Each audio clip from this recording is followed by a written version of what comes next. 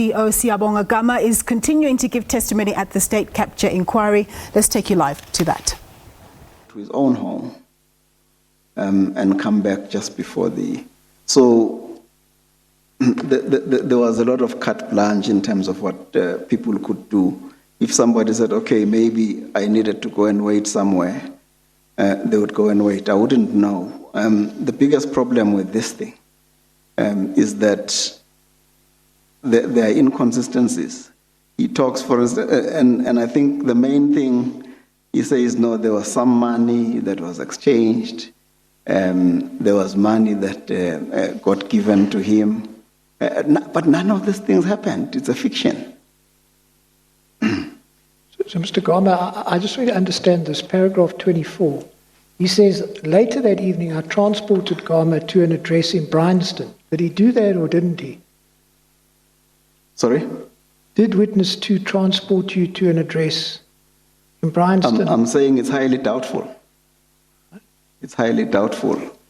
Because it doesn't look like he was actually working with me on that particular day. There's nobody who comes on the night shift. You work the whole day, and then you finish.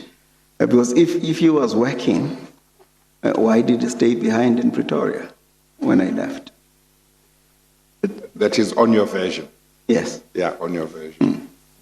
Because sometimes if a person is not working, they would still go if the other one says, look, there are going to be a lot of people that we don't know there. Maybe during this time you could be there, and then after that you could leave. So if I left, say, at 18:15 and he stayed behind, it could be that he was not at work. Mr. Mybeck?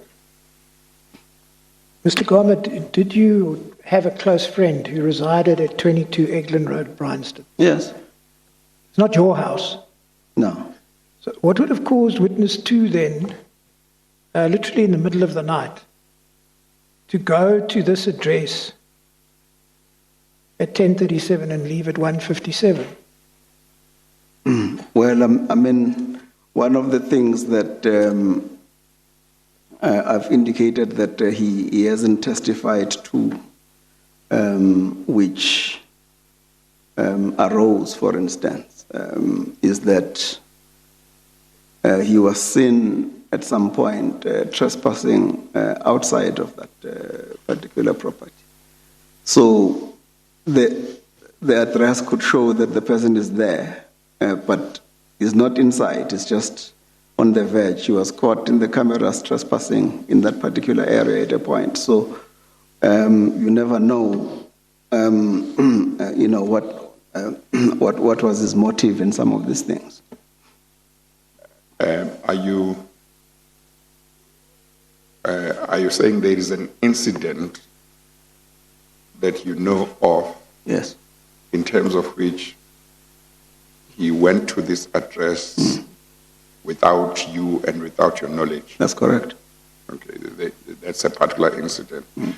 But generally speaking, would the position be that in your absence, he would have no legitimate reason to go there? That's correct. As far as you are concerned?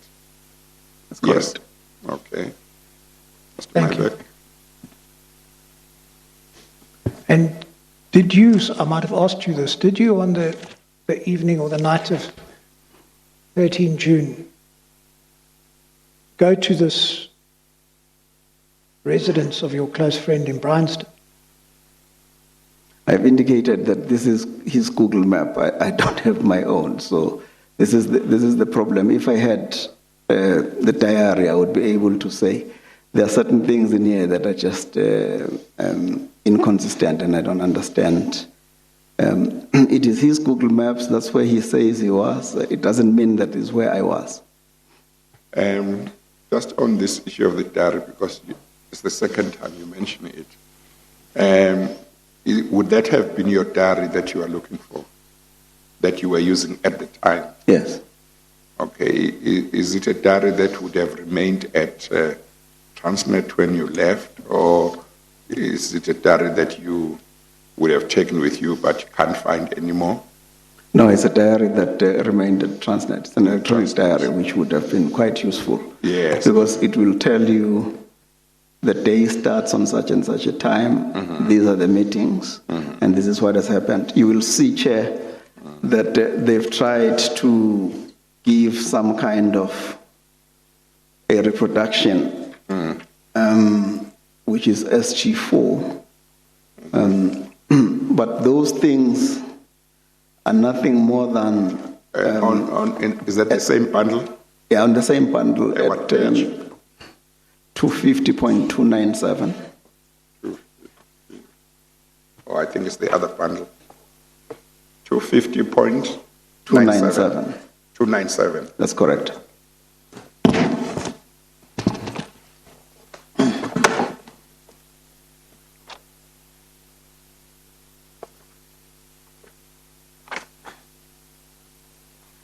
Yes, I see that, yeah. So if you look at that, it's very difficult to see. I probably can't see Yeah, it's very with fine any print. of my options of It's fine seeing. print, yeah.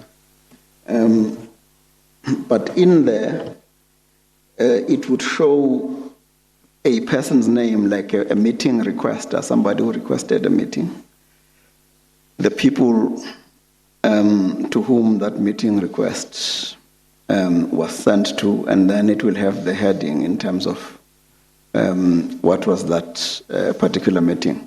And that is what assisted in some part to say there was a meeting in Pretoria. There was a board meeting in Pretoria. And then, therefore, one was able to call for the minutes of that particular meeting. But I can't say, for instance, that using that, I can't say, was I there from 9:30, like he was there at 9:30, it says. And even his, if you look at, which I didn't go into, if you look at his, Affidavit. his affidavit, the pictures that, is it 114 that we were referring to? Yeah, I think it was. So if we can go there, Chair. Yeah.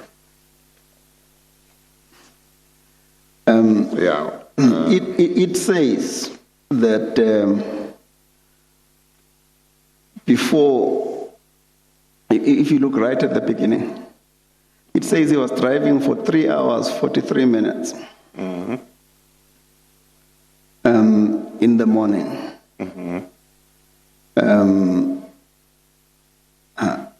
So I don't know where, if you're going to Pretoria from Johannesburg, you drive for 3 hours, 43 minutes. It doesn't say where that trip started. It's one of those anomalies where I'm saying, if you look at this thing, I don't know whether there's any reliance that you can place on this particular thing, page 114 and 115. Yes. I think if you, I don't know whether that is miles, it's probably miles, and it says 44 miles, if it's miles, for 3 hours, 43 minutes, and then parked from 9:30, which would mean that the person would have left home maybe around 5:30. 5:30. Or maybe around, let's say, 6 o'clock.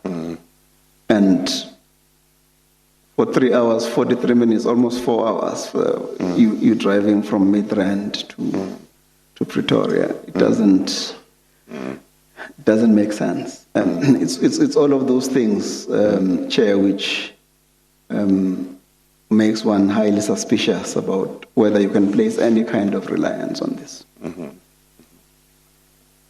Okay, Mr. All Bybek. right. Let's go back to page 95 of Witness 2's affidavit and deal with the second collection, as it's called, on the 13th of July, 2017. And Mr. Gama, perhaps what I'll do is I'll go through the whole part again. I'm mindful of the defense that you raise in your affidavit, and then you can address it. Paragraph 27, the second instance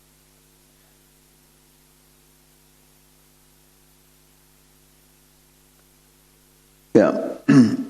Once again, as I indicated, I deny this version that he was with me. And I have attached minutes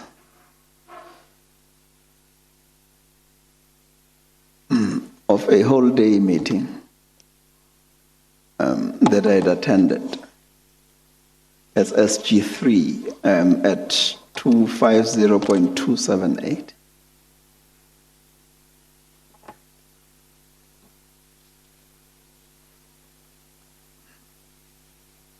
The minutes will show, Chair, that I was at that meeting up until 1547.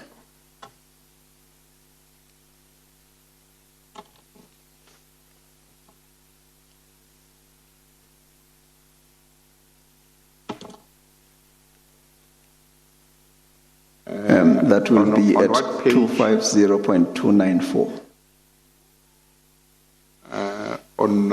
Is it on page 294 where it shows when you left or when the meeting ended? When the meeting ended. Okay. The meeting ended, closed at 1547. That's correct. Okay. And then, Chair, if you then go back to 250.297, which is the page at the back. The one which Yes, it's always better on the computer. You can make it a little bit bigger. I'm even trying to use my magnifying glass here.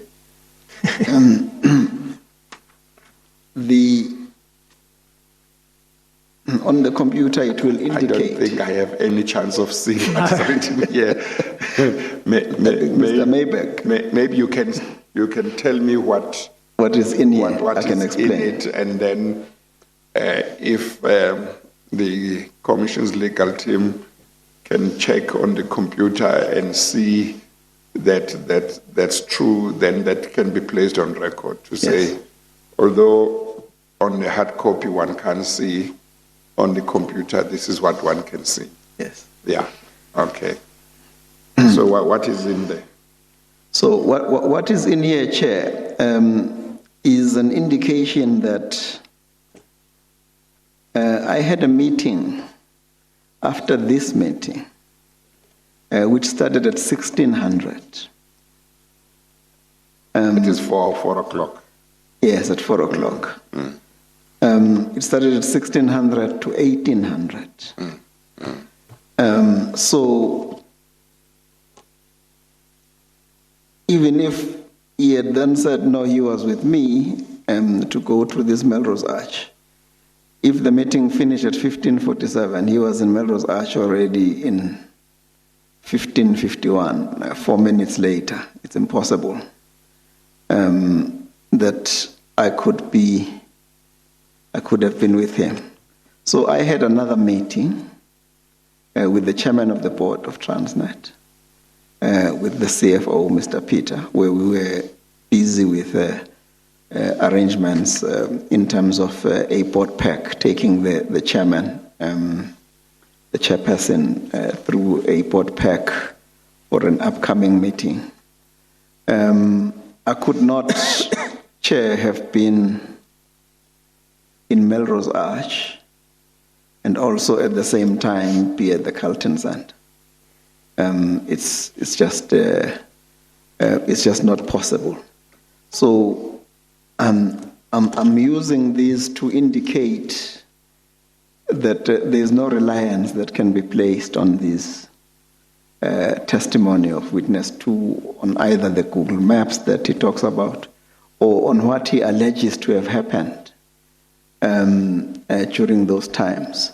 So the team has given us we were given this by the legal team of the commission. They've given us these documents. They will be able to press that, and it will show that there was that meeting between myself, the CFO, and the chairperson of the board. Well, I mean, perhaps a better way to do it is just to ask Mr. Gama's attorneys to print this out for us in a A5 or something that we can all read, and it can then be attached to his affidavit. Yeah. Yeah, I think that could happen as well. Yeah, okay. Mr. Gama, you say that on the 13th of July you attended this whole day meeting. If you go to page 278, so this is a meeting that's held at the offices of the TNPA, Transnet National Ports Authority in Parktown. Is that right? That's correct, yes. But the minutes in fact reflect that you weren't there the whole day. If you go to page 250, 285, it reflects that you came there only at 11:03. That's correct, and I stayed till the end of the meeting. Well, how do we know you stayed until the end of the meeting? No, because I was there. When you read the minutes, it seemed to me that you came there and you told the people a series of things from your perspective as the GCE.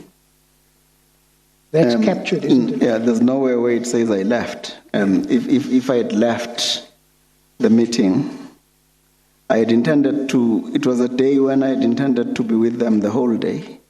There was something that took my time early in the morning. I think I joined them an hour later than 2 hours later, Mr. Gama. than I had intended to, and I stayed with them the whole day. Which is why you will see in the diary, the meeting between me and the chairperson was initially scheduled to start at 2 o'clock to 4 o'clock, and then it was moved to 4 o'clock to 6 o'clock, so that I could be with them. So if I had left, the people would have recorded that I left before the end of the meeting. Can you, if you go to 285, says the GC, Mr. S. Gama, joined the meeting at 11:03, was welcomed by the chairperson, says the GC drew the committee's attention to the following. There's a whole series of bullet points, takes us to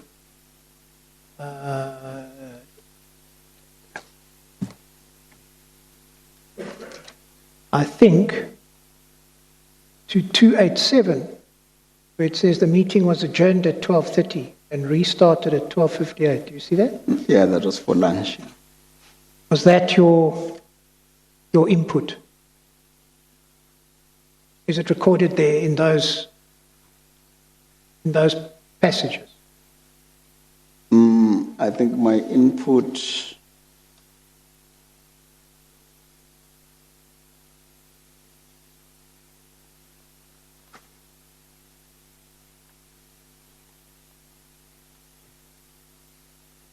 There are various names of people in terms of who needed to do what. I think what I'm looking to ask you is, if you have a look above the heading 8.6 at page 287, Yes. you'll see that the second last sentence says the GCE stated that meeting should be arranged with PRSA within the next 45 days. You see that? At page? Page 287. Yes. Just above the heading 8.6, it's where it says the meeting was adjourned. 2 lines above that, 3 lines above that, you see there's a sentence that says the GCE stated that meeting should be arranged with PRSA within the next 45 days. You see that? Yes, I can read that, yes. Do you see any further reference to you in these minutes after that? So when I arrived, they gave me an opportunity to speak and address them on a few things, and I think I was giving them feedback on certain pertinent matters. And then after that, we sat and they went through some of their normal issues, and we sat through that afternoon with them. Because I had set aside the whole day to be with them. I understand your evidence. I'm just asking you, do you see any reference to you having said anything after that? Well, I don't know whether I needed to say anything. But all I'm saying is that I was at the meeting, and I can relate to everything that is in the minutes because it was discussed in my presence. So if we go back to witness 2's affidavit, did you, on this day, the 13th of July, did you go to 25 Cleveland Road? I don't know. I can tell you that he did, but I don't know. I don't even know where 25 Cleveland Road is. Do you know of anyone who stays at 25 Cleveland Road? No, I don't.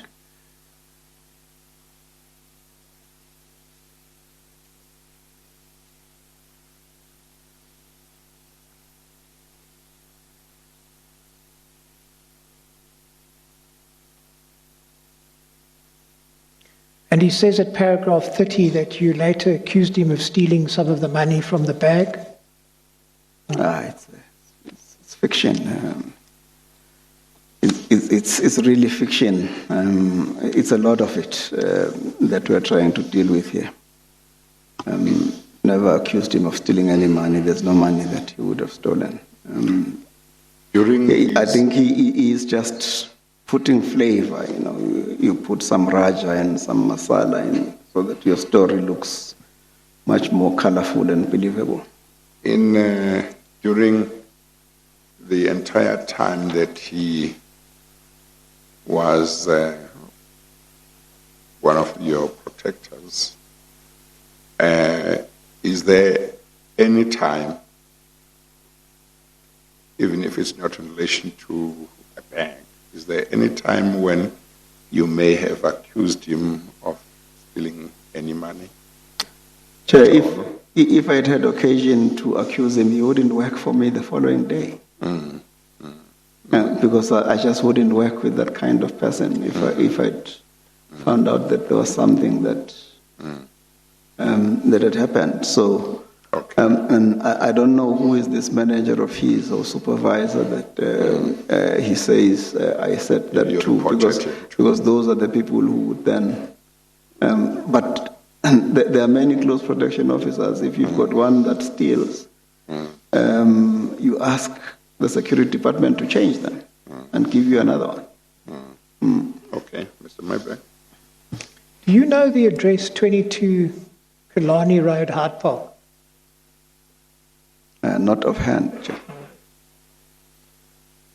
And if you have a look at page 117 of this is the witness 2 annexure, you see that it reflects that he then proceeds to 22 Elgin Road.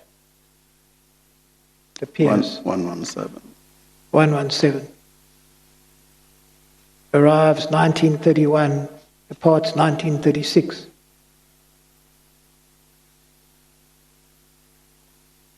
Was he not dropping you off at this residence of your close friend? Yeah, he could have, but I don't know this other address. Sorry? I'm saying he could have, but I don't know this other address that he says he took me to. I haven't been there. Is the one that you know the Princeton one? Yes. Okay, all right. The one that you don't know is 60 Melrose Boulevard. Yes. That's the one you say you don't know. Yeah, I'm saying I couldn't have been there. It says it's African Pride Melrose Ash. Yeah. According to this. I'm saying I couldn't have been there and also be with the chairperson of the board at the same time at the Carlton. These are the times that that he gives. that he was there. So it's quite possible that on his off days he went to a number of places and then he then brings this in here and he says this is evidence that he was with me. He couldn't have been with me when I'm with the chairperson of the board. So how do you know that you actually attended that meeting with the chairperson of the board? Because it's on the diary. Yes, but the diary, does that reflect that you attended it, or does it affect an appointment? It reflects an appointment. It even shows when it was moved from one time to the next time. You don't have, when you have meetings with the chairperson of the board, you have meetings with the chairperson of the board. They don't change. If that meeting had changed for any reason, as it showed that it moved from 2 o'clock to 4 o'clock, it would then go and show that it changed, but it never changed. It remained there.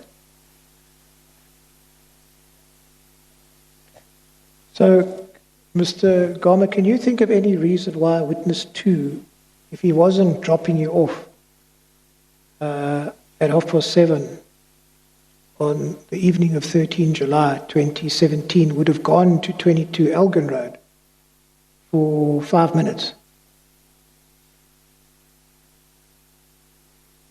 I can't think for him. I don't know.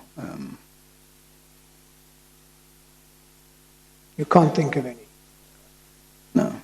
All right. Let's then go back to page 96. Under the heading, towards the middle of the page, money found in Gama's vehicles. At paragraph 31, witness 2 says, I can recall 2 instances where I found cash in Gama's vehicles. 32, I do not know where the money came from. Under the heading, money in boot, Mercedes-Benz SL63. During or about August or September 2015, Gama went on an overseas trip. 34, as part of my normal duties, I would attend to the maintenance of Gama's vehicles. In his absence, I went to check on the condition of his vehicles at his residence in Pony Lane in Midrand. When inspecting the Mercedes-Benz SL63, I found stacks of 200 Rand notes in the spare wheel compartment of the vehicle. I estimated the amount to be around 100,000 Rand. You want to comment on that? Yeah. I think if anybody had found money in a vehicle, they would have come to me and said, I found some money in the vehicle. There was no time when witness 2 ever came to me and said, oh, look, I found some money. I don't think you would see money the way that he kept saying that he sees money. That you would see money and keep quiet, you know. You'd see money and say, hey, I found money here. Maybe you forgot about it or whatever. There was no such. It's all just fiction in his head where he is trying to create some kind of a story. Because what did he do when he found the money? Did he come to me and say, I found some money, maybe have you misplaced some money, I've got money? No. But Mr. Gama, before we get to that, was there 100,000 Rand in the wheel compartment of your vehicle? No, there was not. Right. Never, ever. Did you go overseas in August, September 2015? I don't know. All right. Do you stay in Pony Lane in Midrand? I think he would know where I stayed, yes. Right. And you were at a point driving an SL63? Yes. And would it be unusual for him to check on the condition of your vehicles whilst you were away? Unless if I asked him, I don't remember asking him to check any condition. I don't think it was necessary for him to check any condition. Why would he travel when I'm not there to go and check on the condition of a car, when my children can start a car and switch it off if it needed to be. When you were overseas, what did the CPOs that were assigned to you, what would they typically do? They normally take leave. And if they don't take leave?